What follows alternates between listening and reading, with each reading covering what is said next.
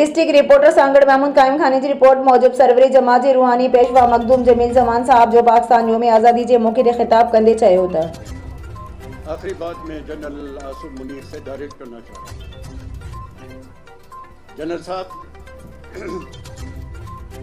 आप हमारे पाकिस्तान के आर्मी चीफ हैं, ये नहीं सिंध के भी आप आर्मी चीफ हैं। आज हमारे सिंध में धाड़ेलों का राज है। अपर सिंध में कोई भी आदमी ऐसे घूम नहीं सकता। वहाँ पर लोगों का मालो दौलत मिलकियत लूट लिए जाते हैं। मैंने पहले भी आपको गुजारिश की थी, मैं दोबारा आपको गुजारिश कर रहा हूँ कि आप मेहरबानी करके इस मसले को डायरेक्ट अपने हाथ में लें। ये सिंध हुकूमत के बस की बात नहीं है। सिंध हुकूमत मजबूर है डाकुओं के सामने। अगर मेरी बात सही नहीं है तो कल से, अगर मेरी बात सही नहीं है तो मैं चाहता हूं कि कल से मुराद अली शाह अपना पूरा कैबिनेट लेके जाए, वहां पर बैठे अपर सिंध में बैठ के ये मसला हल कराए।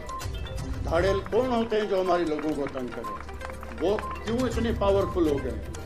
मुराद शाह को चाहिए कि अपने सारे लाओ लश्कर के साथ वहां पर जाके बैठे, ये उसका जिम्मा बनता है। वरना जनरल साहब को मेरी गुजारिश है कि मेहरबानी फरमा के आप आएँ और हमें इस वबा से निजात दिलाएं।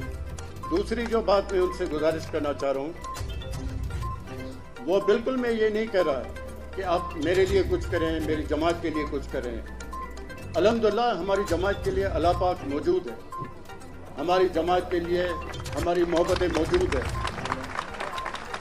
कोई ज़रूरत होगी तो आप दूर नहीं है जनरल साहब, हम आ जाएंगे आपके पास।